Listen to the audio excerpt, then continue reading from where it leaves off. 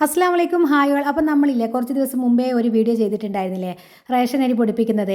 അപ്പോൾ ആ ഒരു വീഡിയോ ചെയ്തതിന് ശേഷം ഒരുപാട് ആൾക്കാർക്കൊരു ഡൗട്ട് എന്ന് പറഞ്ഞാൽ റേഷൻ അരി വെച്ചിട്ട് വാട്ടിപ്പത്തിരി ഇടിയപ്പം ഒക്കെ ഉണ്ടാക്കാൻ പറ്റുമോ, റേഷൻ അരി കൊണ്ട് അതെങ്ങനെയാണ് ചെയ്യുന്നത്, റേഷൻ അരി നമ്മൾ വറുക്കാതെ നമുക്ക് വാട്ടിപ്പത്തിരി നന്നാവോ, പച്ചരി വറുത്തിട്ടാണല്ലോ വാട്ടിപ്പത്തിരി ഉണ്ടാക്കുന്നത്, ഇടിയപ്പം എങ്ങനെയാണ് ശരിയാവുന്നത്, അങ്ങനെ ഒരുപാട് ഡൗട്ട്സാണ്. അപ്പോൾ ആ ഒരു ഡൗട്ട്സൊക്കെ ചോദിച്ച ആൾക്കാർക്ക് വേണ്ടിയിട്ടാണ് വാട്ടിപ്പത്തിരി ഇടിയപ്പവും ഒക്കെ നമുക്ക് ഈ ഒരേ ഒരു മെത്തേഡിൽ അരി പൊടിപ്പിച്ചാൽ നമുക്ക് എല്ലാ ഐറ്റംസും ഒരുമിച്ച് അങ്ങ് ഉണ്ടാക്കിയെടുക്കാം. ഇപ്പോൾ പത്തിരിക്ക് വേറെ വറുത്ത് പൊടിക്കണം, പുട്ടിന് വേറെ വറുത്ത് പുട്ടിന് എന്തായാലും സെപ്പറേറ്റ് നമ്മൾ പൊടിക്കുമല്ലോ, അതൊക്കെ.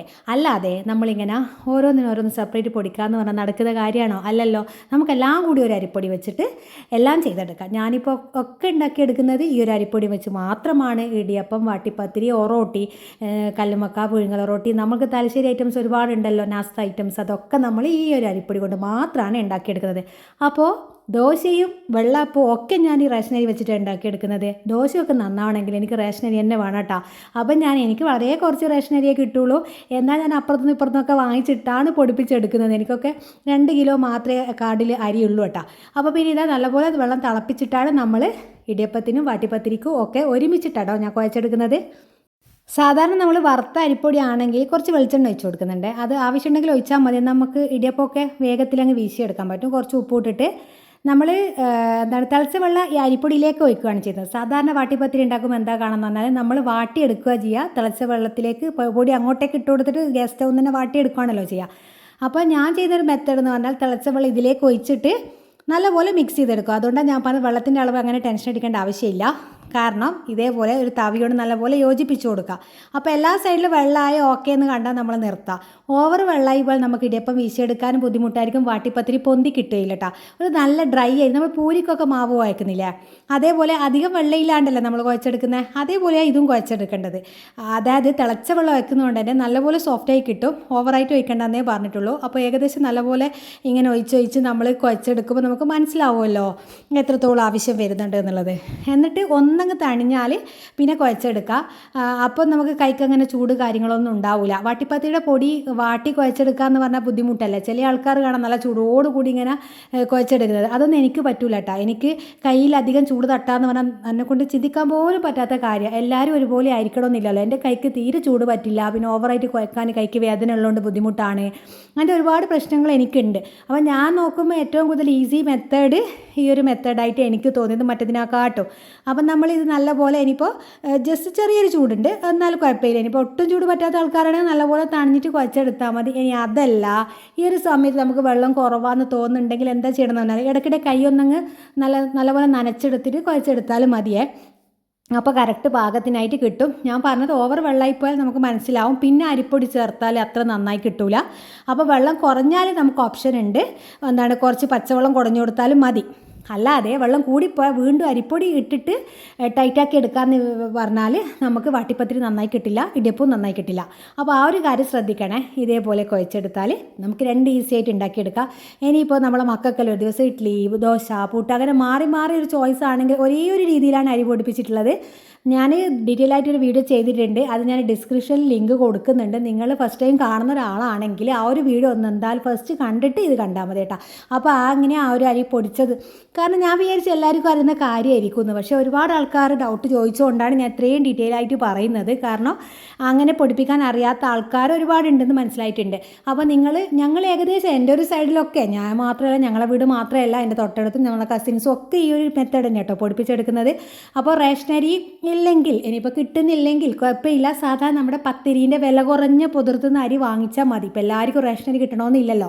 അപ്പോൾ ഷോപ്പിൽ പോയിട്ട് പറഞ്ഞാൽ മതി, ഞങ്ങൾക്ക് പത്തിരിയൊക്കെ ചുടാൻ ആവശ്യമുള്ള സാധാരണ നമ്മൾ ചോറ് വെക്കുന്ന നല്ല ക്വാളിറ്റിയുള്ള വിലേൻ്റെ അരിയൊക്കെ അല്ല വാങ്ങിക്കുക. അത് വാങ്ങിക്കേണ്ട, അതിൻ്റെ കുറച്ച് എന്താ പറയുക വില കുറഞ്ഞ 35 ഒക്കെ കിലോന് കിട്ടുന്ന, 39 കിട്ടുന്ന അരിയുണ്ട് 1 കിലോ.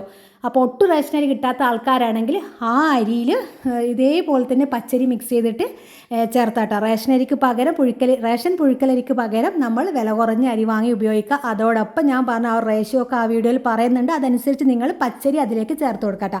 അപ്പോൾ നല്ലപോലെ വാട്ടിപ്പത്തിരി പൊന്തി കിട്ടും. അങ്ങനെ ബുദ്ധിമുട്ടൊന്നുമില്ല, കുഴച്ചെടുക്കാനും ബുദ്ധിമുട്ടില്ല. അല്ലാണ്ട് ഗ്യാസ് സ്റ്റോപ്പിൽ ഇങ്ങനെ വറുത്ത പച്ചരി പൊടിയാകുമ്പോൾ നമുക്കത് കുഴച്ചെടുക്കാൻ എന്നെ സംബന്ധിച്ചിടത്തോളം അത് കുറച്ച് ബുദ്ധിമുട്ടാണ്. അപ്പോൾ നമുക്ക് ഓരോ ദിവസവും മക്കൾക്ക് ബ്രേക്ക്ഫാസ്റ്റിൻ്റെ ആ ഒരു മെനു മാറ്റി മാറ്റിയെടുക്കുകയും ചെയ്യാം. ഒരേ ഒരു രീതിയിൽ അരിപ്പൊടി വെച്ചാൽ മതി. ഇപ്പോൾ പച്ചരി വേറെ വറുത്ത് വെക്കണം, നമുക്ക് ഒറോട്ടി ഇടാൻ വേറെ പൊടി വേണം, അതൊരു ബുദ്ധിമുട്ടല്ലേ. അല്ലെങ്കിലും പച്ചരി അധികമുള്ള എന്തായാലും ഇപ്പോൾ പത്തിരിയൊക്കെ ആയാലും ടേസ്റ്റ് ഇല്ല. നിങ്ങൾ എന്തായാലും ഒരു പ്രാവശ്യം ഇതേപോലെ ചെയ്ത് നോക്കി. ഇതാണ് ടേസ്റ്റ്. പുഴുക്കലരി കൂടുതലും പച്ചരി കുറവുള്ള ആ ഒരു മെത്തേഡിൽ എന്ത് ചെയ്താൽ നല്ല ടേസ്റ്റാണ്. വാട്ടിപ്പത്തിരിയൊക്കെ വൈകുന്നേരം വരെ നല്ല സോഫ്റ്റ് ഉണ്ടാവും, ഇടിയപ്പോൾ നല്ല സോഫ്റ്റ് ഉണ്ടാവും കേട്ടോ.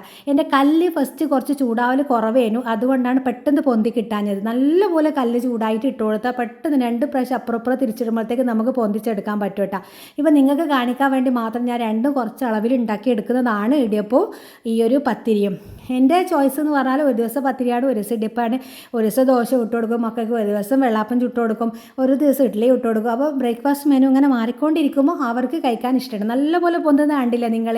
ഇതിപ്പോൾ നമ്മൾ വാട്ടിയിട്ടുമില്ല കുഴച്ചിട്ടുമില്ല. അങ്ങനെ പണ്ടൊക്കെ വാട്ടിപ്പത്തിരി എൻ്റെ ഉമ്മയൊക്കെ ചുടുന്നതെന്ന് പറഞ്ഞാൽ ആദ്യം ഒന്ന് അരി അരച്ച് അത് ഇലയിലിട്ട് വാട്ടിയെടുത്ത് വീണ്ടും കുഴച്ച് വീണ്ടും മുറിച്ച്, എന്തോ ഒരു ടാസ്കായിരുന്നു അനുഭവിച്ചിട്ടുണ്ടായിരുന്നത്. അപ്പോൾ ഈ ഒരു മെത്തേഡെല്ലാം നമ്മളിപ്പം മനസ്സിലാക്കിയെടുത്തോണ്ട് എന്തൊരു ഈസിയാണ് അല്ലേ. അപ്പോൾ ഇതേപോലെ നല്ലപോലെ പൊങ്ങിക്കിട്ട് നല്ല വൈറ്റ് കളറിൽ കിട്ടും. നല്ല പ്യോർ വൈറ്റ് വാട്ടിപ്പത്തിൽ തന്നെ ആയിരിക്കും ഉണ്ടാവുക. അത് എൻ്റെ ആദ്യത്തെ ചുവന്ന് പോയതെന്ന് പറഞ്ഞാൽ കല്ല് ചൂടാവാത്തതുകൊണ്ട് കുറച്ച് സമയം കല്ലിൽ വെച്ചുകൊണ്ടാണ് കേട്ടോ. അല്ലാണ്ട് അങ്ങനെ പ്രശ്നമില്ല. നല്ല തേങ്ങാപ്പാലോ ഗീയോ ഒക്കെ ഒഴിച്ചിട്ട് കഴിക്കാൻ നല്ല ടേസ്റ്റ് തന്നെയായിരിക്കും. ഞാൻ ഗീ വരട്ടിയിട്ടില്ല, കഴിക്കുന്ന സമയത്ത് തേങ്ങാപ്പാലിൽ കുതിർത്തിയിട്ട് കഴിക്കാമെന്ന് വിചാരിച്ചിട്ടാണ്. ഇനിയിപ്പോൾ ഇടിയപ്പത്തിന് ഇതേപോലെ തന്നെ നമ്മൾ ഇഡ്ഡലിത്തട്ടിൽ കുറച്ച് തേങ്ങ വിതറി കൊടുത്തിട്ട് നമ്മൾ ആ ഒരു മാവന്നെ രണ്ടിനും ഒരേപോലെ കുഴച്ചിട്ട് നമുക്ക് രണ്ടും ഒരുപോലെ ഉണ്ടാക്കിയെടുക്കാം. അത്രേ പണിയുള്ളൂ, ഈസിയാണ്. ഒരു അരിപ്പൊടി നമ്മൾ പൊടിപ്പിച്ച് വീട്ടിൽ വെച്ചാൽ നമുക്കിനിപ്പോൾ പെട്ടെന്നൊരു ഗസ്റ്റൊക്കെ വന്നാൽ അരി കുതിർത്തി അരക്കാമെന്നൊക്കെ പറഞ്ഞാൽ ബുദ്ധിമുട്ടല്ലേ. അപ്പോൾ ഇതുണ്ടെങ്കിൽ പെട്ടെന്ന് ചൂടുവെള്ളത്തിലിട്ടെങ്കിൽ കുഴക്കാം.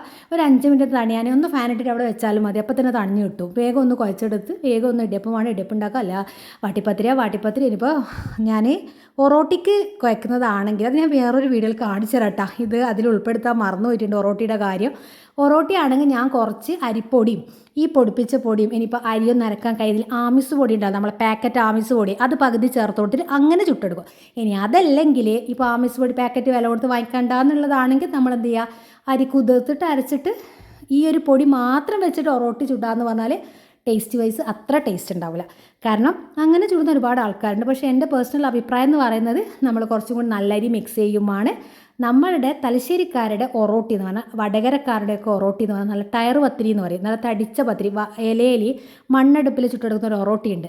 അതിനാണ് ഞങ്ങൾ ഒറോട്ടി എന്ന് പറയുന്നത്. അല്ലാതെ നമ്മൾ ഇപ്പോൾ തലശ്ശേരി സൈഡ് എന്നൊക്കെ പറഞ്ഞാൽ ഗ്യാസ് സ്റ്റോപ്പിൽ ഇങ്ങനെ പരത്തിയിടുക നോൺ സ്റ്റിക്ക് തവയിൽ, അതാകുമ്പോൾ അത് ശരിക്കും പറഞ്ഞാൽ ഒറോട്ടിയല്ല, അത് പരത്തിയിടുന്ന ആ ഒരു പത്തിരി. അത് പൊങ്ങി വരികയൊക്കെ ചെയ്യും, സൈഡൊക്കെ ചുരുട്ടിയെടുക്കാം. പക്ഷേ നമുക്ക് ഉള്ളിൽ ഈ വടകര സൈഡിൽ കോഴിക്കോട് ആ ഒരു സൈഡിലൊക്കെ വടകര വരെ എനിക്കറിയാം, ആ ഒരു സൈഡിലൊക്കെ ഉള്ള ഒറോട്ടി എന്ന് പറഞ്ഞാൽ തൊലി പൊളിച്ചെടുത്തിട്ട് ഉള്ളിൽ ചോറ് പോലെ ആ ഒരു തടിച്ച പോർഷൻ ഉണ്ടാവും. ഇതിപ്പോൾ എനിക്ക് കൂടുതൽ സംശയം വന്ന ട്രിവാൻഡ്രം, തൃശ്ശൂർ, എറണാകുളം ആ ഒരു സൈഡിലെ ആൾക്കാരാണ് ഈ ഒരു അരി പൊടിപ്പിക്കുന്നതിന് കൂടുതലായിട്ട് ഡൗട്ട് ചോദിച്ചത്. അപ്പോൾ അവരുടെ അടുത്ത് തന്നെ അവർക്ക് ഈ ഒറോട്ടി ഒട്ടും അറിയില്ലായിരിക്കും.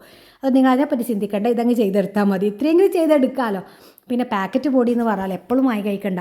കാരണം നമുക്ക് കഴുകി ഉണക്കി പൊടിപ്പിക്കാനുള്ളൊരു അവസരം ഉണ്ടെങ്കിൽ മാക്സിമം നല്ലത് നമ്മൾ വീട്ടിലെ അരി കഴുകി ഉണക്കി പൊടിപ്പിക്കുന്നതാണ്. കാരണം എന്തായാലും അവരൊന്നും ചേർക്കുന്നില്ല എന്നൊക്കെ പറയുന്നുണ്ടെങ്കിൽ പാക്കറ്റ് പൊടിയിൽ മയൊക്കെ ഉണ്ടാവും. സ്ഥിരമായിട്ട് യൂസ് ചെയ്യുന്നതാണ് പറയുന്നത്. വല്ലപ്പോഴും നമുക്ക് ഉപയോഗിക്കാം. അതൊന്നും ഇല്ലാതെ ഈ ഒരു കാലത്ത് നമുക്ക് ജീവിതം മുന്നോട്ട് കൊണ്ടുപോകാൻ പറ്റുമൊന്നുമില്ല. അങ്ങനെ ഞാൻ നല്ല കൂന്തൽ കറിയാട്ടോ ഉണ്ടാക്കിയത്. ഇനിയിപ്പോൾ എൻ്റെ മക്കൾക്കൊക്കെ ഇടിയപ്പില്ല, നല്ല നമ്മളെ കൂട്ടൊക്കെ തേങ്ങാപ്പാലും പഴമൊക്കെ ഉണ്ടാക്കിയ ഒരു കൂട്ടിൽ അതിട്ടിട്ട് കഴിക്കാനും ഭയങ്കര ഇഷ്ടം തന്നെയാണ്. അപ്പോൾ ഈ ഒരു രീതിയിൽ പൊടിപ്പിക്കാത്ത ആൾക്കാരുണ്ടെങ്കിൽ അരി നമ്മൾ ആ ഒരു വീഡിയോ കൂടി കണ്ടിട്ട് പൊടിപ്പിക്കണേ.